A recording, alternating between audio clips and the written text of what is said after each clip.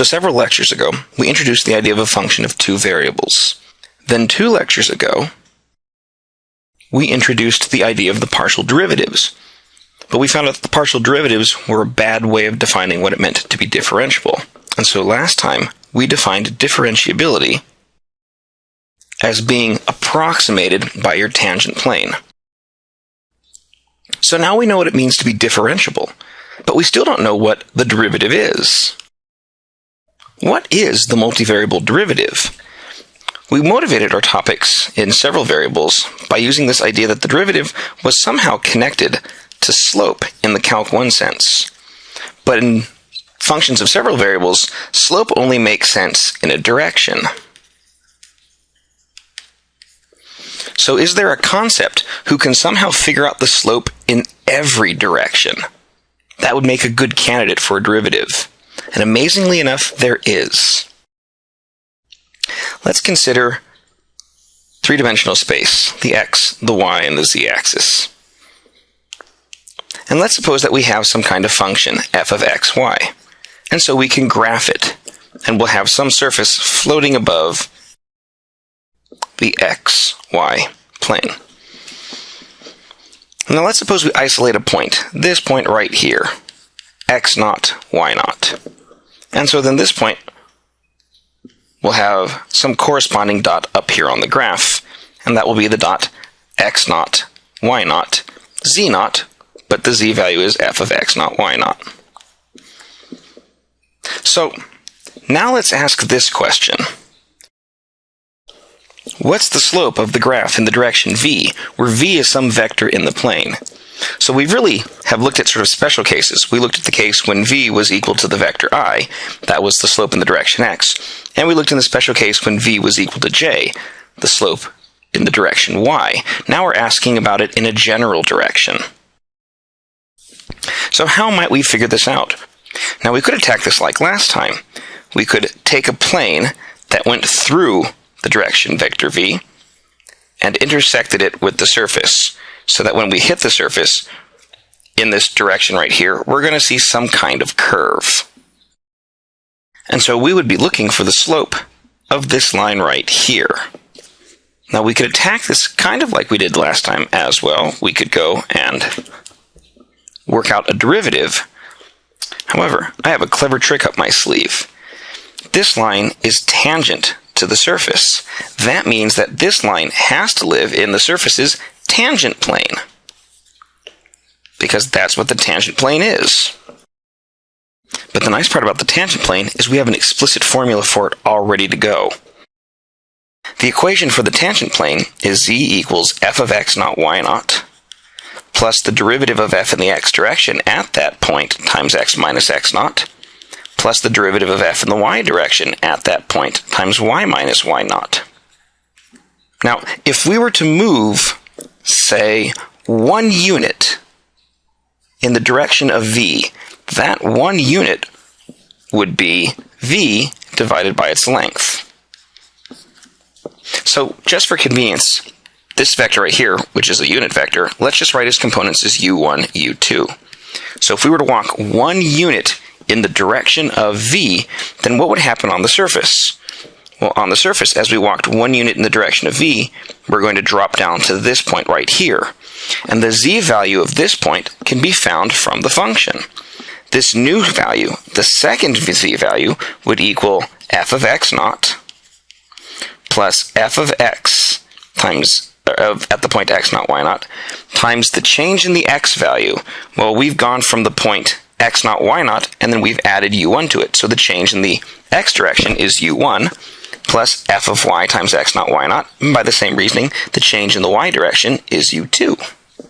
So this is the lower point, the second point. The starting height we already know was f of x naught, y naught because it was on the graph. And so let's put these things together. When we move 1 unit in the direction of u, then the z value changed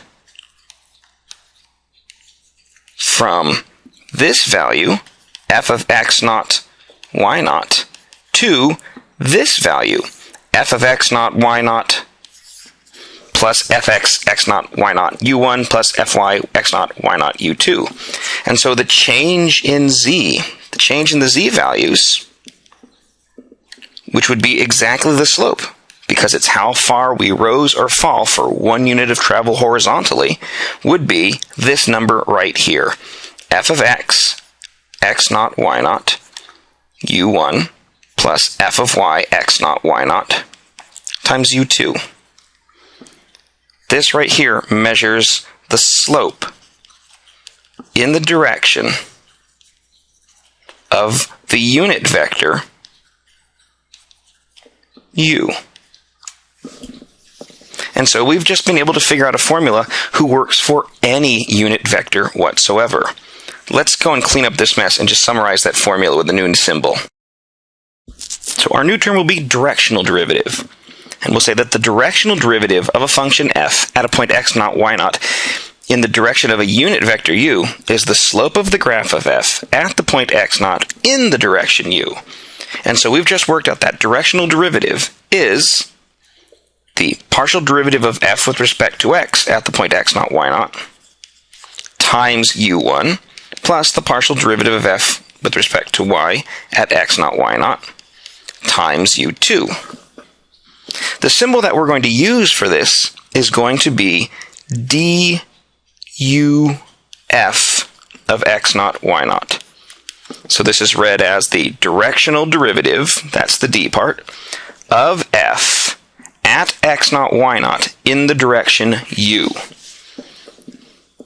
Now remember, the whole reason we were looking for this is we were trying to find one sort of thing that was somehow common to all of these directional derivatives, to all of these slopes in different directions. It might be a little bit hard to see it in this formula, but you might notice that there's a something times something plus something times something, which is the formula for a dot product. In fact, we're taking something and we're dotting it with the vector u1, u2. And that's just the unit vector. So if you give me a unit vector u, we're dotting it with something, and that one thing is giving me directional derivatives in every direction. What is that one thing? Well, according to my formula here, it's got to be a vector whose first component is the partial derivative of f with respect to x at the point x naught y naught, and whose second component has to be the partial derivative of y. Partial derivative of f, with respect to y at x naught y naught. And so this vector, the vector of partial derivatives, is the thing that helps me figure out slopes in every directions. And this vector of partial derivatives, we're going to give it a symbol right now. It's going to be an upside down triangle, f of x naught, y naught. The upside down triangle, by the way, this shape right here, is called nabla, and it's Greek for harp, because I guess it kind of looks like a harp. But how we're going to pronounce this symbol is we're going to pronounce this symbol as gradient. So the gradient of f at the point x naught y naught, dotted with the vector u, is equal to the directional derivative of f at the point x naught y naught in the direction u. And this is going to be one of the most important formulas to us for a while.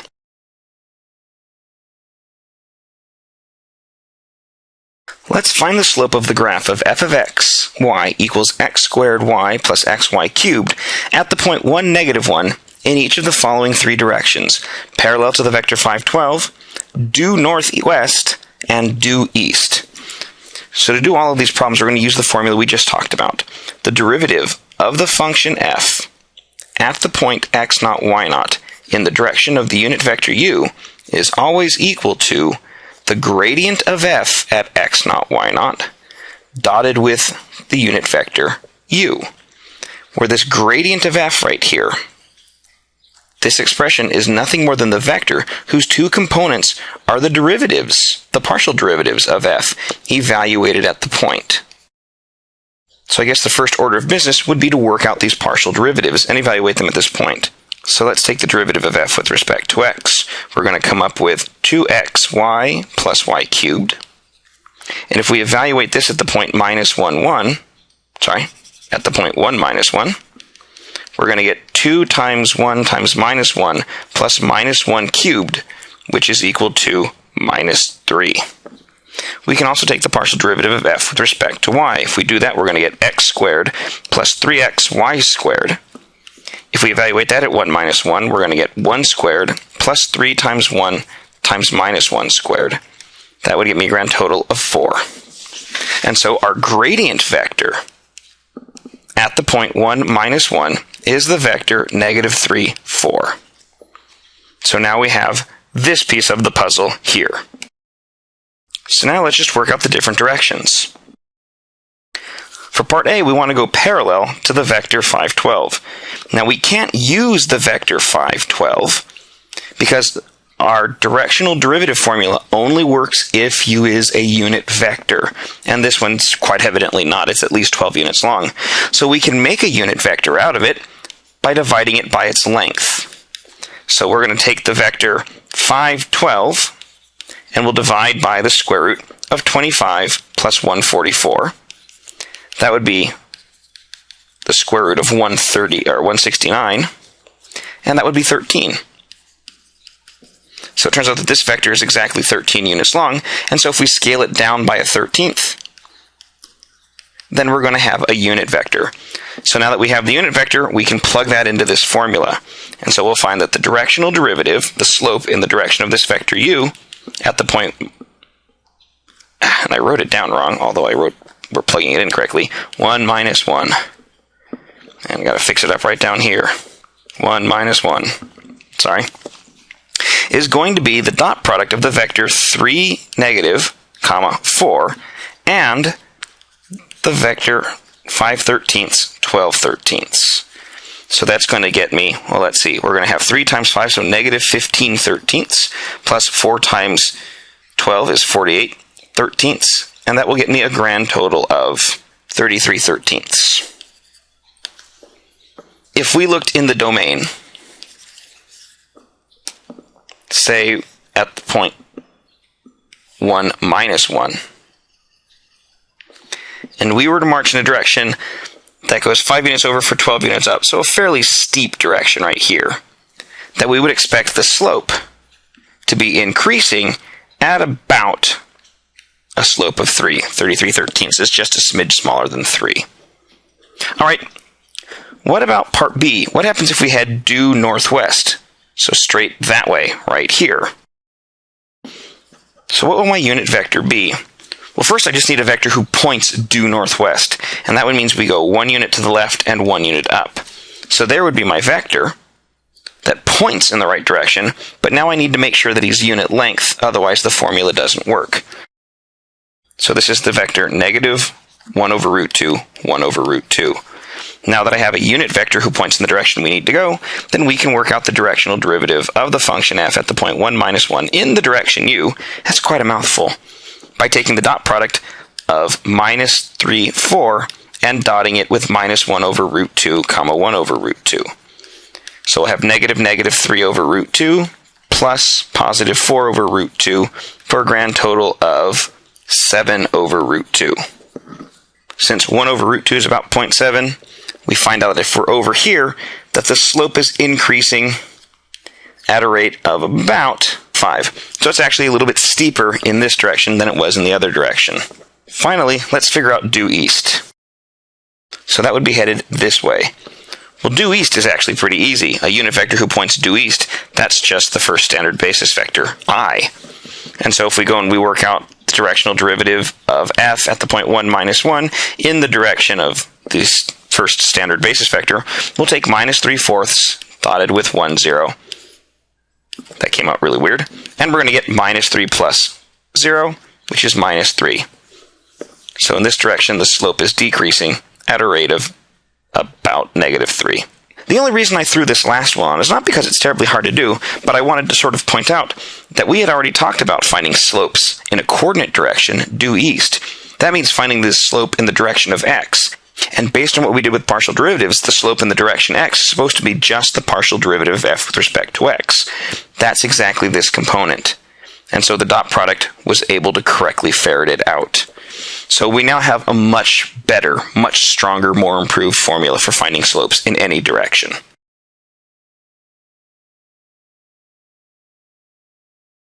So let's take a look at this gradient thing we found in the previous calculation. If f of xy is a function, then its gradient at the point x0, y0 is defined to be a plane vector. It's the vector gradient f, whose first component is the derivative of f with respect to x, evaluated at the point, and whose second component is the derivative of f with respect to y, evaluated at that point. We've seen that this one vector can somehow encapsulate all of the slopes of the function in every direction. And so this right here seems to be sort of a good slope concept right here, which means it's getting closer to what we might think of as the derivative. But let's go one step further. What does it mean to be differentiable? Well, we knew that differentiable meant that f of x, y, was supposed to be well approximated by its tangent plane. Well, focus your attention on just this bit. If we use the same trick we did on the previous one, I can write this as a dot product of two vectors. What would the first vector be? Well, it would be this piece and this piece. So fx at x0, y0, fy at x0, y0. What would the second component be? Or second vector be? Well, its two components have to be x minus x0 and y minus y0. Now this equation doesn't look like it's much of an improvement, but I'm going to sort of add one little bit of notation, kind of an abusive notation. I'm going to let capital X denote the vector xy, kind of like how we used it in equations of planes. And I'm going to let x0, capital X0, denote the vector x0, y0. So in other words, the position vector who points at this point right here. Then what this equation is, the equation of the linear approximation, it can be shortened as saying f of the vector unknown x is approximately equal to f at the point x0 plus the gradient of f at x0 dotted with the vector x minus x0. Do you see it yet? This is a little bit subtle. Let me write down what it meant to be differentiable in Calc 1. In Calc 1, being differentiable meant that your function of one variable had to be closely approximated by a tangent line. The equation of a tangent line is f of x0 plus f prime of x0 times x minus x0. And look at the similarities between these two equations right here. The only point of difference is these two guys. In Calc 1, we just had one number, f prime of x0. To make this same formula work in Calc 3, we need to make it a vector of two partial derivatives. This connection right here shows us that it's the gradient is the thing we want to call the derivative. In one variable, the gradient is the derivative. In two variables, the gradient is a special kind of vector, but it's the thing we want to work with as the derivative. So, now we've finally done it. We've finally figured out what it means to be differentiable and what the derivative concept is. It's the gradient. Let me summarize this in one more formula. A function f is differentiable at a vector-valued point x0, y0 if f of x is approximately f of x0 plus the gradient of f at x0 dotted with the displacement vector x minus x0, and that this approximation holds for all values x who are really, really close to x0. And so we at least have been able to come full circle back to Calc 1.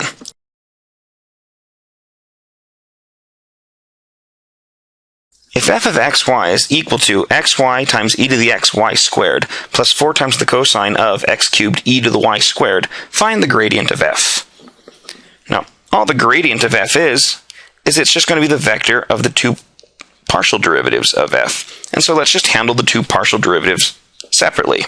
So for partial derivative number 1, the derivative with respect to x, well, let's work on each one of these pieces. So first I've got to focus on this piece right here. And so we'll use the product rule.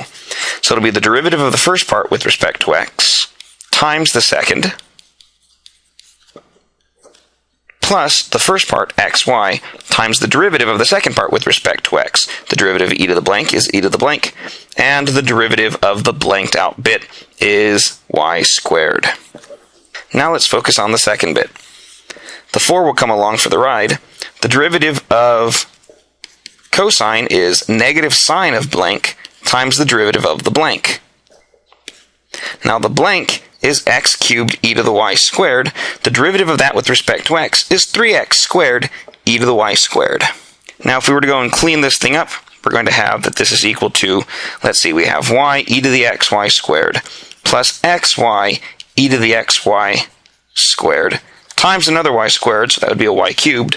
Then we're going to have minus, let's see, 4 times a 3, so 12 times x squared e to the y squared times the sine of x cubed e to the y squared. Now let's focus on f of y. So we're going to have to deal with the orange piece and the blue piece again. Dealing with the orange piece by the product rule, the derivative of the first with respect to y is x times the second plus the first part times the derivative of the second with respect to y. The derivative of the second will be e to the blank times the derivative of the blank. The blank will be 2xy. Then we'll do the second part. The 4 comes along for the ride being a constant. The derivative of cosine of blank is negative sine of blank times the derivative of the blank. The blank in this case is x cubed e to the y squared. The derivative of that will be x cubed e to the y squared times the derivative of the inside, which is 2y.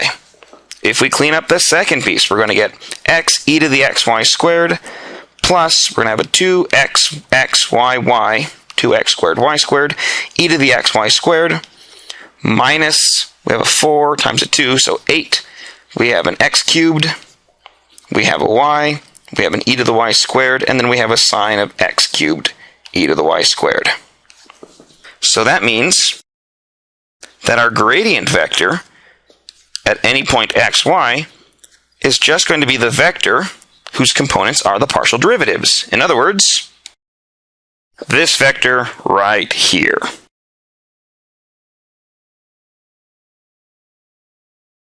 Let's return to the example we just looked at, this ginormous compute the gradient, because there's actually several important things happening in this calculation that's worth drawing your attention to. And these are observations that I'm hoping are going to convince you that the gradient is the right thing to call the derivative. So let's take a step back before we got to the gradient and write down the two partial derivatives we took in order to get this. So if we wrote f of xy in terms of this orange function and then this blue function, then these were the two partial derivatives with respect to x and y that we worked out using the product rule on the first piece and the chain rule on the second part. Now, let's ignore the cleanup for just a second and just consider this uncleaned up version of the gradient vector. Now, this isn't pretty, but I'm going to draw your attention to a couple of places. First off, since addition happens component-wise, I can break up this vector as 3 smaller pieces, like so. Now take a look at this first piece right here. There's an e to the xy squared common to both of the pieces, so I can pull out e to the xy squared, and I'll just have the vector yx. Similarly, in the second part, there's an xy common to both pieces. I'm going to pull that out and just leave the remaining part e to the y squared dotted with y squared and e to the xy squared dotted with 2xy right now. If I focus my attention on just this, remember all of these terms came from this expression right here. This expression right here could be thought of as a product of two different kinds of functions. Well, take a look at what we've written down right here. What we've got here is a product of the function xy and a product of the function e to the xy y squared. Now, focus on this. This piece right here is the gradient of xy times e to the xy squared, plus this piece right here is yx times this piece right here is the gradient of e to the xy squared. So look at what we just did right here. Ignoring everything else in this problem, we've just shown that the gradient of xy times e to the xy squared is equal to the gradient of xy times e to the xy squared plus xy times the gradient of e to the xy squared. The derivative of the first times the second plus the second times the derivative of the first. This looks just like the product rule, and in fact it's true of all functions at all times. The gradient of f times g is always the gradient of the first times the second plus the first times the gradient of the second. You notice I'm doing the weird switcheroo right here. This is a vector, this is a scalar. We always write the scalars in front. That's the explanation for the weirdness of the writing. So this right here is sometimes called the gradient product rule, but since the gradient is just our derivative concept, we're just going to call this the product rule.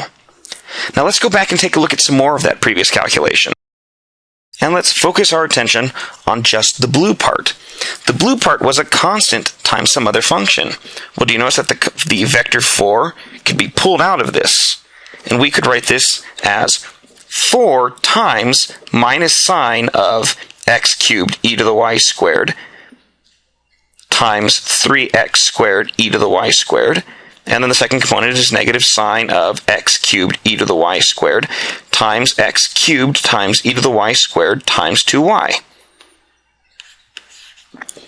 In Calc 1, constants come along for the ride when you take a derivative. Well, apparently here in Calc 2, constants come along for the ride when you take a gradient as well. Finally, let's take a look at this last bit in blue right here. And I'm just going to ignore the rest of the problem to focus in on it. This last bit shows that the gradient of the function cosine x cubed e to the y squared is this vector down here. But notice that this vector down here has the term minus sine of x cubed e to the y squared that could be pulled out of the remaining part, the 3x squared times e to the y squared, and the x cubed e to the y squared times 2y. But all this part is in front. This is just the derivative of cosine, evaluated at x cubed e to the y squared. And the second part, that's nothing more than the gradient of the function x cubed e to the y squared. So this looks like, if you want to take the gradient of a function, you take the derivative of the outside times the two-variable derivative of the inside. That's supposed to remind you an awful lot of the chain rule. How do you take a derivative of a composition, differentiate the outside, then differentiate the inside. The only difference now is that when it's a multivariable function, our derivative operator is the gradient. The observations from the previous example can be summarized as these 4 statements. First, the gradient satisfies the scaling rule. Constants can be pulled out of the gradient, or constants come along for the ride. Second, the gradient satisfies the sum rule. The gradient of a sum is the sum of the gradients. Third, the gradient satisfies the product rule. The gradient of a product is the gradient of the first times the second plus the first times the gradient of the second. And finally, the gradient of a composition satisfies the chain rule. It's the derivative of the outer function times the two-variable derivative of the inner function.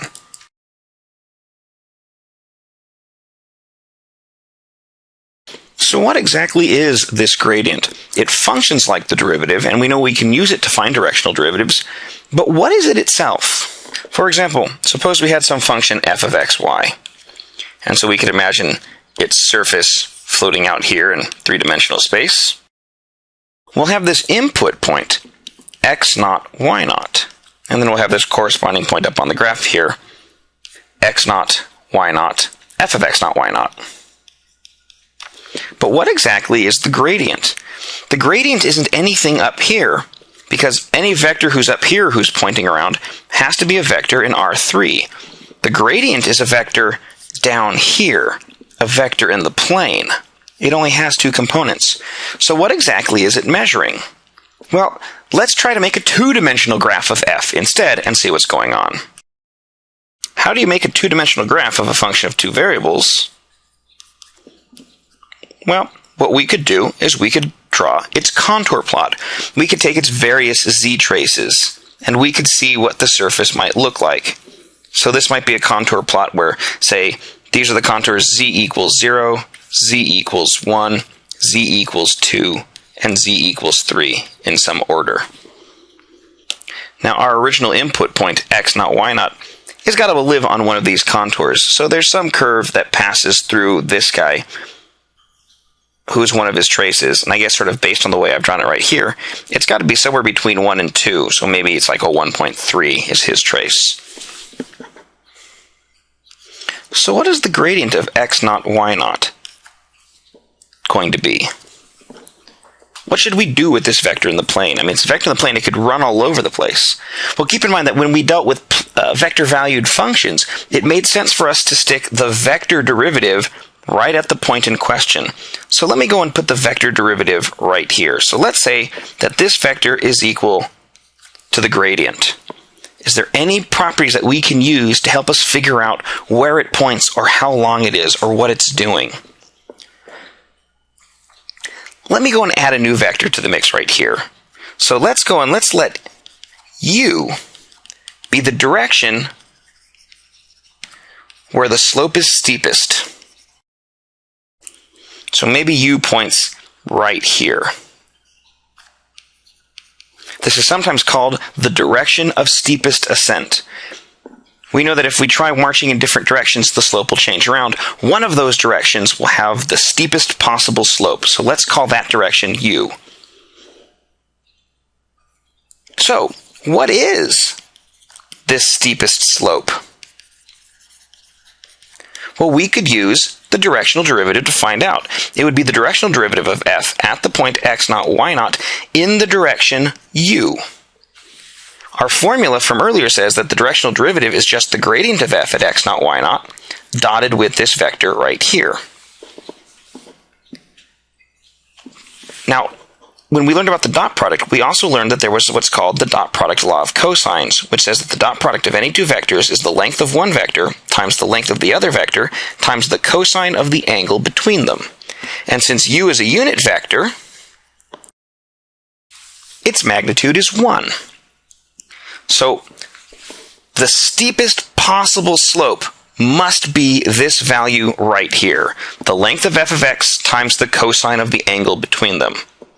Now, keep in mind that cosine of theta is always between 1 and minus 1. If this is supposed to be the steepest slope possible, that had better mean that cosine theta is as big as it can get, and the biggest it can get is 1. And the only time cosine is ever equal to 1 is when theta is equal to 0. Let that sink in for a second. What does that mean? It means that u and f have to point in the same direction. In other words, I drew my gradient wrong. It has to point in the exact same direction as the direction of steepest slope. Even more amazing, now that we know that these two vectors point in the same direction, the cosine has now become 1. And so that means that the steepest slope is equal to the length of the gradient. And so we've just found two extremely important properties of the gradient. Let me summarize them. Property number 1, the gradient at the point x naught, y naught points in the direction of steepest ascent. In other words, it always points in the direction where the graph is rising as fast as possible. 2, the magnitude of the gradient at this point is the slope of steepest ascent. Now, those two facts are amazing enough by themselves, but there's a third fact I can get you. I know right now that my gradient is still incorrectly drawn. And how I know that is by taking a look at one more vector. Let's take a vector, a unit vector who's tangent to the level set right there. And I'll call him, well, t for right now. So we could work out, once again, the directional derivative. The directional derivative of the point f at the point x naught, y naught in the direction of this tangent vector will be the gradient of f at x naught, y naught dotted with the vector t. However, think about this though. If you march in the direction of the level set, that means you're marching on the level set. And the whole point about being on a level set is that your output values are constant. Every point on this blue curve right here has the same output value. So if you are marching along a level set, then the z value shouldn't be changing. Again, if you march in the direction of a level set, then the slope should equal 0. So in other words, the dot product of the gradient and a vector tangent to the level set is 0. That means these guys are orthogonal. And so my gradient must be orthogonal to the level set, which means I screwed up the picture again. Third time's the charm. And there's the gradient. It's at right angles to the level set. It points in the direction that the z values are increasing, and its length is the steepest ascent you can possibly get. Let's summarize this third bullet right here. 3. The gradient of f at x0 is always orthogonal to the level set containing the point x0, y0. So if I had these facts now, and armed only with these facts, if I were to go and pick this point right here, then I would at least be able to draw a reasonable sketch of what the gradient is, because I would know that the gradient has to be at right angles to the level set. It has to point in the direction of steepest ascent. Well, since this is z equals 0, 1, 2, 3, it's getting bigger as it moves outwards, and so the gradient would have to point out like this. And so my gradient vectors will have to point outwards like this all of the time. They will always be pointing sort of out right here. And they get longer the steeper the graph is. So for example, suppose I gave you this other level set of a different function, and I say isolated these 2 points on the contour plot, and I ask you to sketch reasonable versions of their gradients. Could you do it? Well, let's use the different facts we've got right here. Fact number 1 says that the gradients have to point in the direction of ascent. So since the level sets are, this is altitude -1 here, altitude 0, altitude 1, the gradients have to be pointing out this way. If I jump down to bullet number 3 here, they also have to be at right angles to these level sets. So not only do they have to be pointing this way, but they have to be pointing out this way at right angles to the level sets. Finally, they're supposed to be measuring the slope as you go in this direction right here. Well, I haven't given any tick marks on here, so I have a hard time assessing direction. But notice that if I march in this direction, I have to travel this far to go up one level set, whereas over here I have to travel a much shorter distance to go up one level set. That means this point is much steeper. It has a much smaller run for the same rise, so it should be a much longer looking vector than this one. It seems maybe a little counterintuitive, but the more tightly packed the level sets are, the steeper the graph has to be. And so longer gradient arrows will appear at places where the contours have less space in between them. And where the contours are far apart, you're going to have very short arrows. And so this might be a good representative plot of the gradient at these 2 points.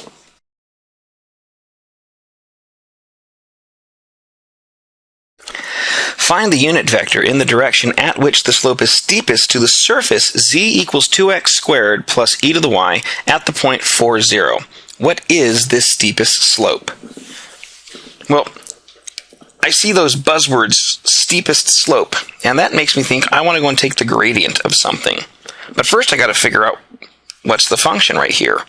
Well, notice that the surface we're talking about is the surface z equals something. So we have a function who passes the vertical line test. So we want to have the function 2x squared plus e to the y. And so now that I know what the function is, we can take the gradient. So the gradient is just the vector whose 2 components are the derivative with respect to x and the derivative with respect to y. So that gradient vector, well, if we differentiate this with respect to x, we'll get 4x. If we differentiate it with respect to y, we'll get e to the y. And so there's our gradient vector.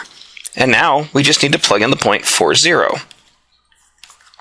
So that will get me 4 times 4, which is 16, e to the 0, which is 1. So the gradient of this function at this point is 16, 1.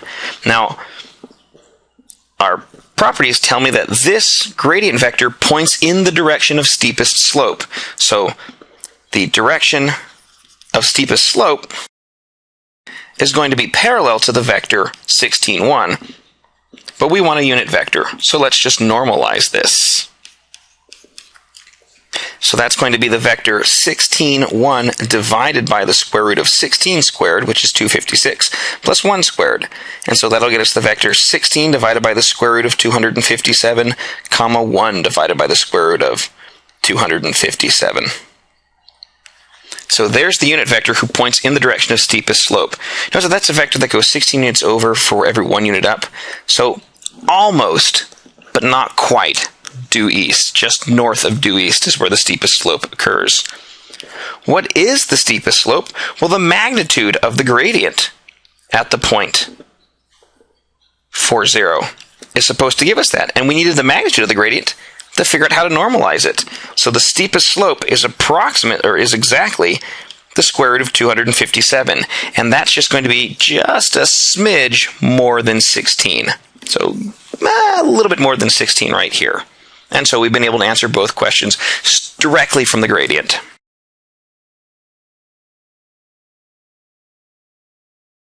Now, all this time we've been focusing our attention on functions of 2 variables because they have graphs that we can draw. But what about a function of 3 variables? Does it make sense to talk about a gradient for something like this? Well, yeah, certainly. The gradient of a function of 3 variables is just going to be a vector in R3. It'll be the vector whose first component is the partial derivative with respect to x at xyz. Its second component will be the partial derivative with respect to y at xyz. And its third component, for its third variable, will be the partial derivative with respect to z at xyz.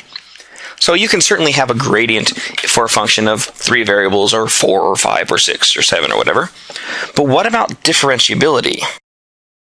I can't use the tangent plane description because I don't have a graph of a function of 3 variables. But this is where this concept in the notation comes in really handy. Let me write down what it meant to be differentiable for a function of 2 variables.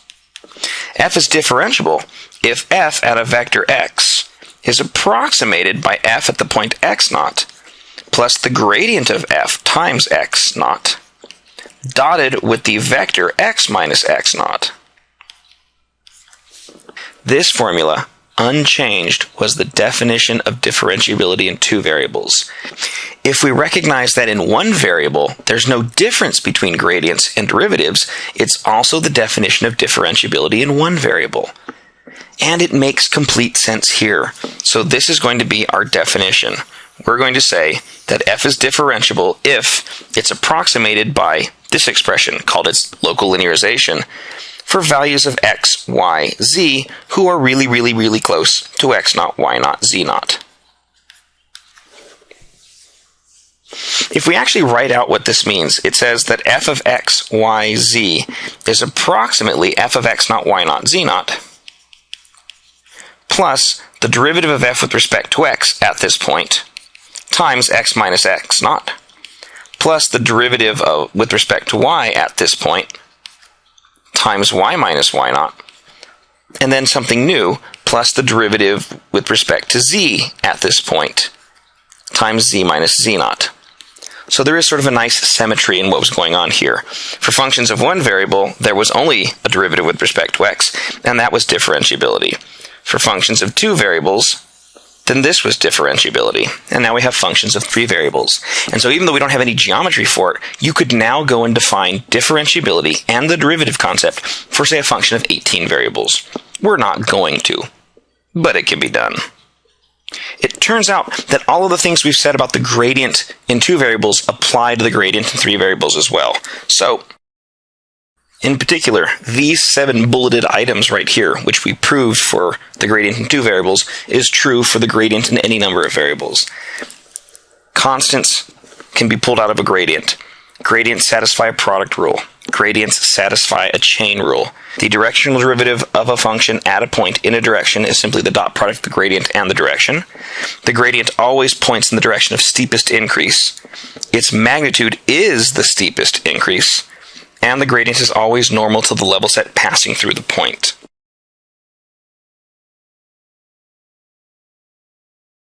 Let's see if we can find the equation of the tangent plane to the surface 2xz plus 3y equals x at the point 3, 5, minus 2. Now let's just get some kind of a bad picture so we can see what's going on right here. we've got a surface with this one point isolated on it, 3, 5, minus 2.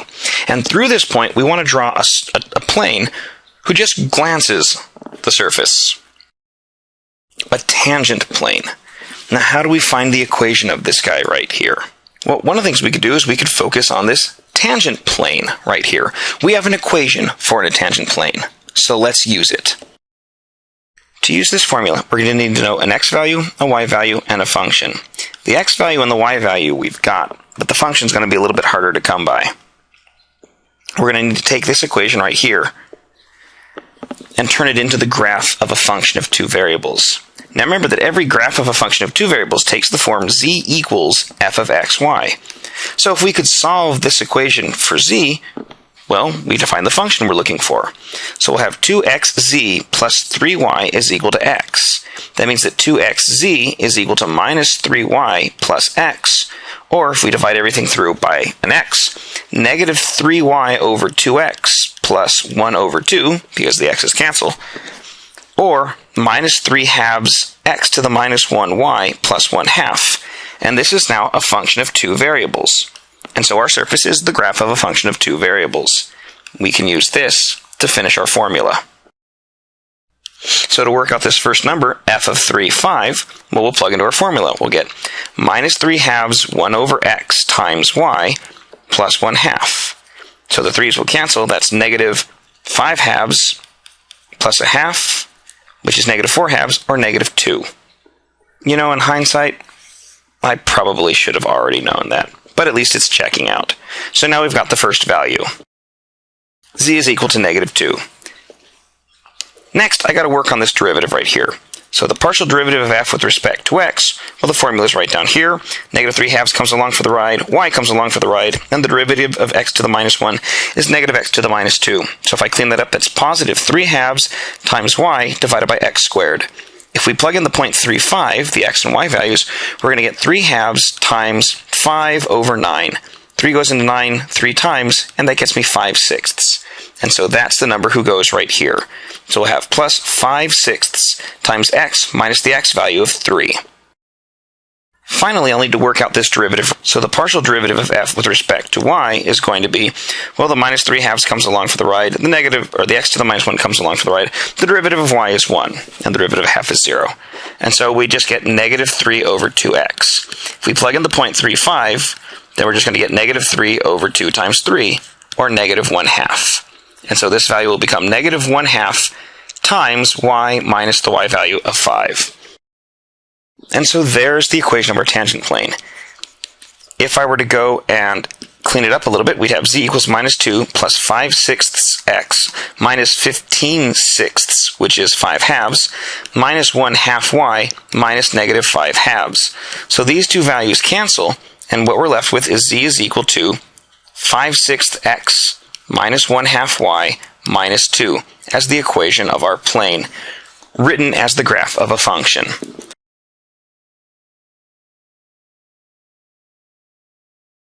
The second attack is to think of this as a function of three variables problem. Let me get you the idea of how that's going to work right here. We know that the equation of a plane is always going to be the normal vector times the variable vector equals to the normal vector times a point on the plane. Well, we already have a point on the surface, and since the plane is tangent to the surface at this point's on the plane. So the point is taken care of. All we need to do is we need to come up with a normal vector right here. A normal vector to the plane. But that would be the same thing as having a vector who is normal, who is at right angles to the surface. But think about one of our properties of gradients. Gradients are always normal to level sets of functions. So, kind of like last time, I'm going to take this and I'm going to rewrite it. But the rewrite's going to be much simpler. Instead of solving it for the variable z, I'm simply going to move all of the variables to one side. We have the equation 2xz plus 3y minus x equals 0. If I were to call this another function, call it g, say g of x, y, z, then what we've got right here is this is just a level set of the function g. Remember from a couple lectures back, every surface in R3 is the level set of a function of three variables.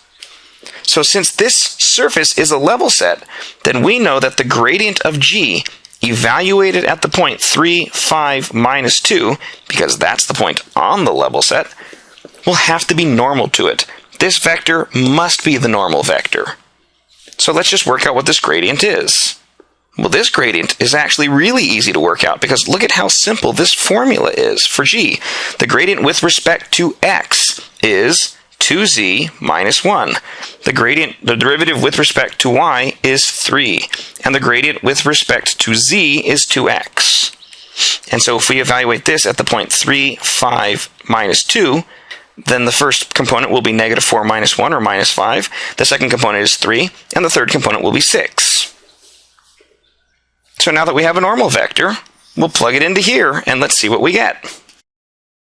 So on the left-hand side, if we dot this out, we're going to get negative 5x plus 3y plus 6z. On the right-hand side, we're going to get negative 15 plus 15 minus 12. So those will cancel. Now this isn't exactly the same form we wrote over here. The last attack, we solved it in terms of z. We wrote it as a function. This time we've written it in standard form. Let's just solve this for z and see if they match. We're going to get 6z is equal to positive 5x minus 3y minus 12.